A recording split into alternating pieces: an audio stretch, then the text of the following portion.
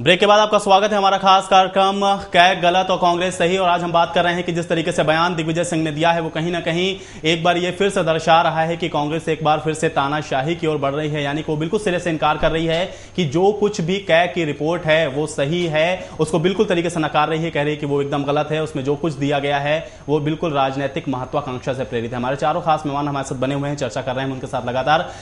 बालाजी, आपके पास मैं आता हूं। ये जिस तरीके का इस वक्त माहौल बन रहा है, खासतौर से एक आरोप प्रत्यारोप का दौर जो देखने को मिल रहा है यहाँ पर, आपसे भी मेरा वही सवाल है कि ये जो मेन मुद्दा है, ये जो इतने लंबा घोटाला हुआ है, क्या इसका जो एक निष्कर्ष निकलना चाहिए वो निकल पाएगा, या आप भी यहाँ पे ये देख पा रहे हैं कि जो मेन मुद्दा है वो कहीं ना कहीं भटक के रह जाएगा, केवल राजनीतिक जो इसके ऊपर उठा पटक है बस वही यहाँ पर देखने को मिलेगी? देखिए, इस वक्त जो स्थिति है बड़ी गंभीर स्थिति है। वो देश एक राजनीतिक सुरंग की तरफ बढ़ चुका है।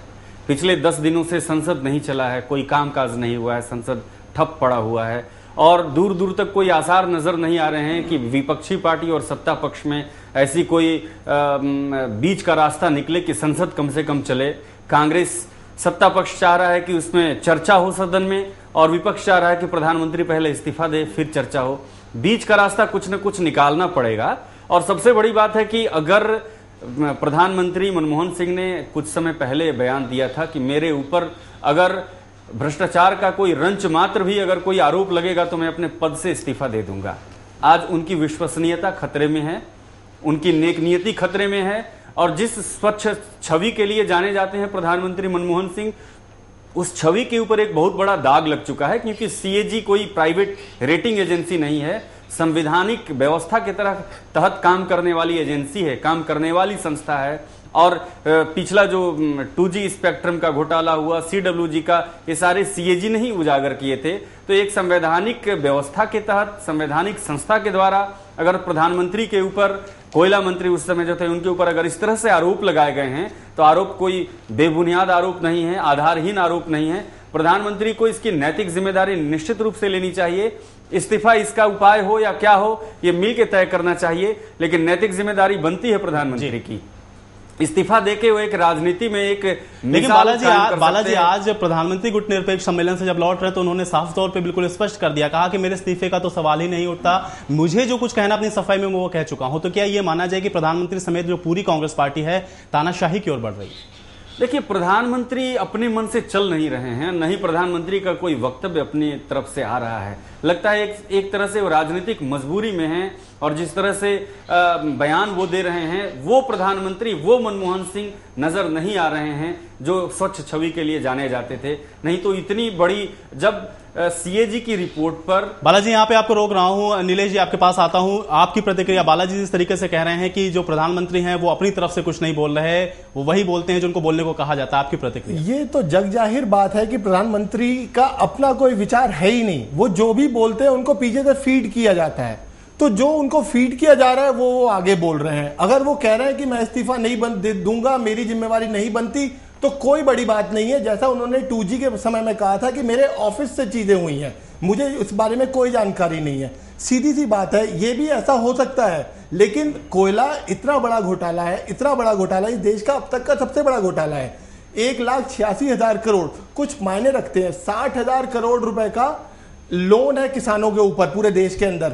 हम अगर उसको माफ कर दे तो जो इतनी आत्महत्याएं हो रही हैं, जो किसान आज मर रहा है, भूखों मर रहा है, वो शायद नहीं मरेगा। जी, वाकई में ये बहुत बड़ा एक प्रश्न चिन्ह है यहाँ पे कांग्रेस के ऊपर। अगर वो इस चीज को सोचते तो शायद इतनी संवेदनहीनता यहाँ पे नहीं भी देखने को मिलती। पंकज विद्यार्थी जी, आपके पास भी आता हूँ। बालाजी ने भी जिस तरीके से बात कही उसका यहाँ पर समर्थन भी कर रहे हैं नीलेश जी। प्रधानमंत्री अपनी तरफ से कुछ नहीं बोलते, उनको जो कुछ कहा जाता है बस वो वही बोलते हैं, यानी कि एक रट्टू तोते की तरीके से हमारे प्रधानमंत्री जी हैं। कितना सहमत है आप इन बातों से? ये बालाजी ने बहुत अच्छी बात उठाई कि हमारा देश एक ऐसे गलियारे से गुजर रहा है, एक ऐसे गलियारे से, संकीर्ण गलियारे से गुजर रहा है जहां सबसे ज़्यादा संकट का अभाव है नेताओं का।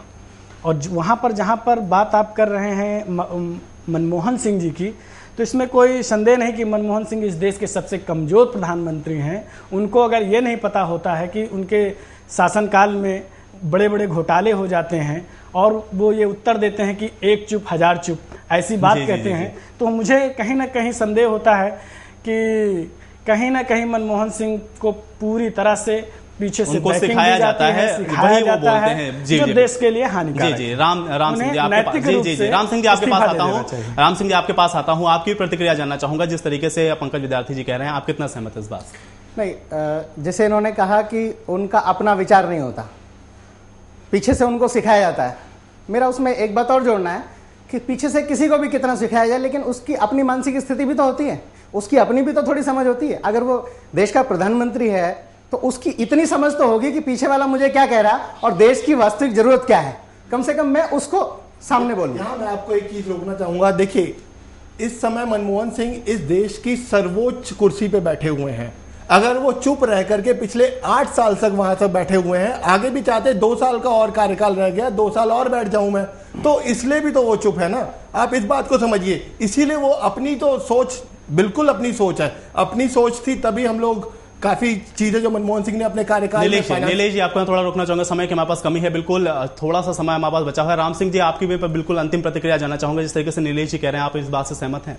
नहीं, मैं इस बात से पूरी तरह सहमत नहीं हूं, केवल इस कारण से कि भाई उनकी अपनी कम से कम कुछ तो विचारधारा होगी।